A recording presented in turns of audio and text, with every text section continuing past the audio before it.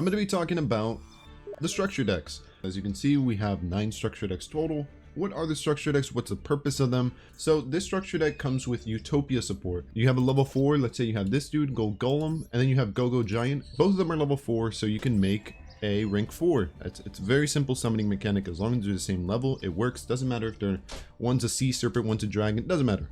As long as they're both level 4. A lot of the really powerful cards are locked behind legacy packs. If you are really interested in Utopia, this is a structure deck for you. I mean, it comes with very good Utopia cards. I would say the only really good cards that come in this structure deck, Pot of Avarice. This card's pretty amazing. Besides that, nothing in the extra deck you can really use outside of Utopia besides Utopia himself, because he's generic. I don't know if you really would want to spend 1,500 gems to get 3 copies. Magician of Pendulum. This structure deck is very good if you like pendulums, because you can go classic Performer Pal. I'm talking about OG normal monsters.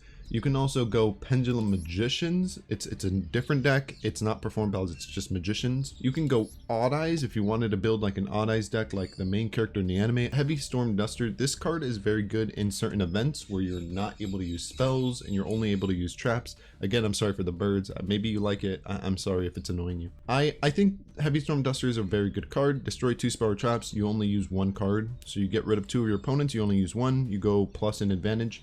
It's a cool card. But besides that, if you're not interested in anything that I mentioned, any of the 3 decks, the Performer Pal, the Magician Pendulums, or even the Odd Eyes, then don't get this structure deck. It's not worth it. Next up, we got Rage a Cipher.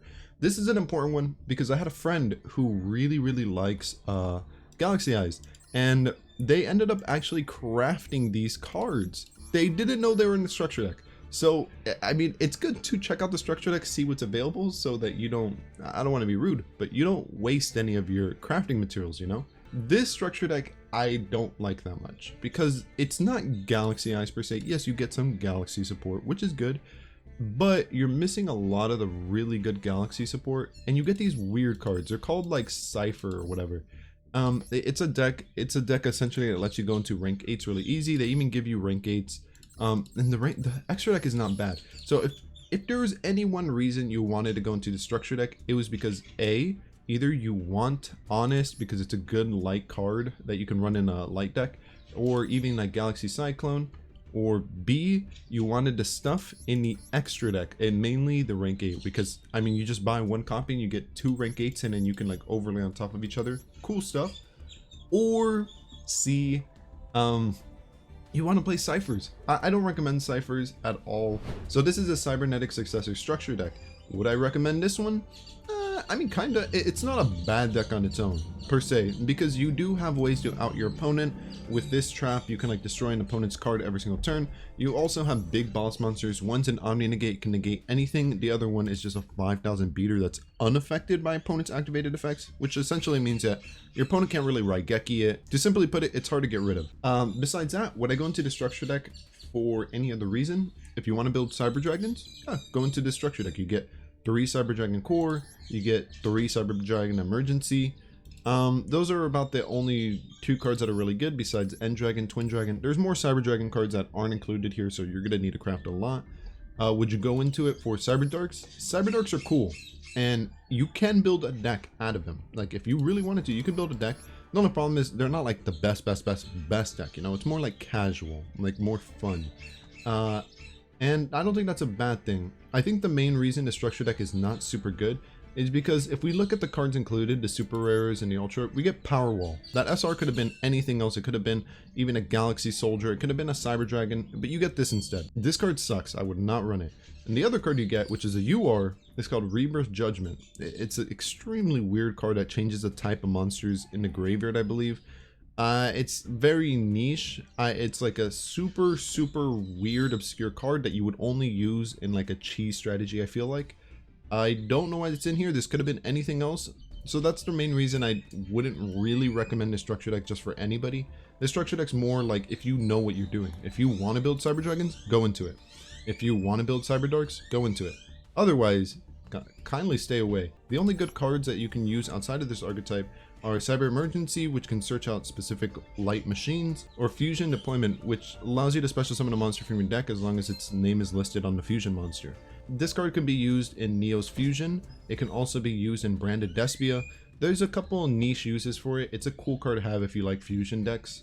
Besides that, I would stay away from this. Next up, we got Dragonmaid-To-Order. I generally like this deck because I think it's super simple. I like dragon maids, I think they're cute, and I like dragons. I'm a simple man. The structure deck is very good. I think you get every single dragon maid card that you need. You get both of the monsters, which are SRs, which is impressive. You get really powerful dragon support. Darkness Metal Dragon, this card's no slouch. This is a good card. It's a really good dragon card. You get Dragon's Mirror if you want that. Dragon Shrine, very good dragon card. Return of Dragon Lords, very good dragon card. You get the Dragon Maid stuff. This structure deck I think is really amazing. It's usually the one I recommend to friends because I think it's cute. I think it's fun. You can make an Omni Negate boss which can negate anything. You also get a powerful Dragon Link monster. The XYZs are pretty bad. I'm glad they included it at least, but they're pretty bad. But yeah, I do like this structure deck. Now, is it one of the best, most competitive meta decks? No. But if you really do like dragons, you usually just run Chamber Dragon Maid along with this rare trap, Dragon Maid Tiding, because it's like a really strong combo. You summon her, you search out the trap. The trap is a monster reborn when it's in the graveyard. You can like reborn her for free. Or you can just bounce a card, which essentially means you just return a card your opponent controls to the hand. It's pretty cool. You can like build a lot of dragon decks with all the cards included here. If you're not interested in dragons at all, would I recommend this? No, because it's just a bunch of really good dragon cards in one structure deck. So if you're not interested in dragons, no reason to pick this up. If you like dragons, you should have already bought this. I'm going to be quite honest, because this is a good structure deck. You don't have to craft any of these, by the way. It's just all included. Next up, we got Spellbook of Prophecy. Now, spellbooks aren't bad. They actually have a very, very, very good cards. Cards like Spellbook of Secrets. It's literally just add a spellbook card from your deck to your hand. You also have a newer spellbook card called Spellbook of Knowledge, where you can send a spellcaster you control or a spellbook card in your hand and draw 2 cards. Pretty cool. I like effects like that. They're generally powerful. And then of course you got Spellbook of Judgment, which if you run a lot of spellbook cards, you're going to want to run this card. It essentially just adds you a bunch of spellbook cards during the end phase and you get a special summon a monster. This deck is not the most competitive. I think the main reason you would pick this up is if you like spellcaster decks. Mainly because if you like a spellcaster deck, you can run Spellbook of Knowledge. You don't need to craft it. It comes in a structure deck. And this card essentially is just a draw 2 for spellcasters. Besides that, you do get some niche support cards like Wonder One if you want to run it in, I don't know, Dark Magicians or something. You could. It's a niche spellcaster support card. But yeah, in terms of the extra deck, you get 2 synchros, which are generally spellcaster only. You get 2 XYZ monsters, which aren't very good, I'm going to be quite honest. The Link monster is very good. This is a very good generic Link monster, because it searches out a spellbook card. But would I recommend this structure deck to anybody? No. This structure deck is only for people who like spellcasters, because it gives you spellcaster support. You want to play Dark Magicians, you want to play, I don't know, any deck that has a lot of spellcasters, this deck can help you out because you get some powerful spellcaster support cards such as Spellbook of Secrets, Spellbook of Knowledge. You also have cards that can just protect your spellcasters if you want to do stuff like that, like Spellbook of Wisdom. But besides that, I didn't like this deck because if you look at the traps, you get Transmigration Prophecy, SR, that could have been anything else. It could have been a really good card. You get Shape Sister, SR, also could have been a really good card. Agrina Cum Umbrella, however you pronounce that. It could have been any other card. It's not that good. The structure deck isn't the best because it doesn't give you the best value, but it still gives you a good value.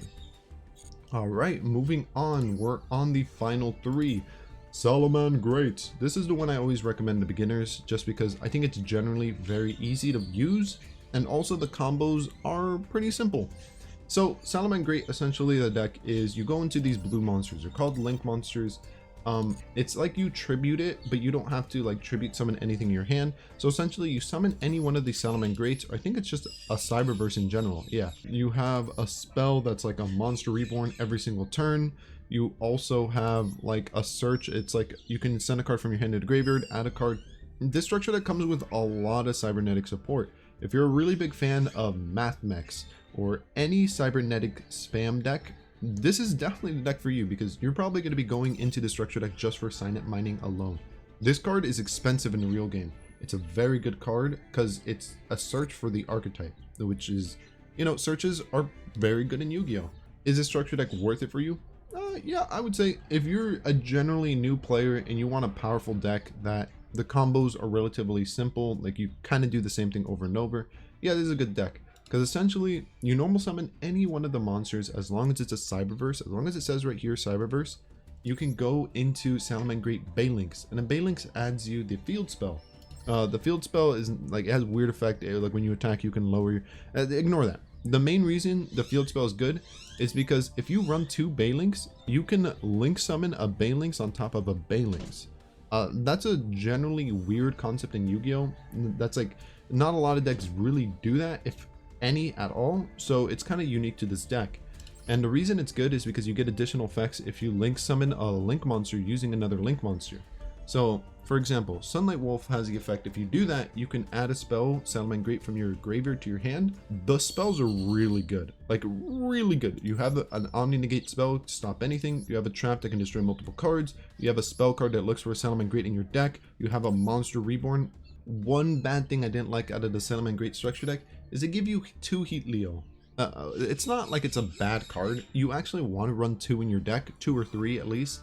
The only problem is this UR, the extra Heat Leo they gave you, could have been anything else.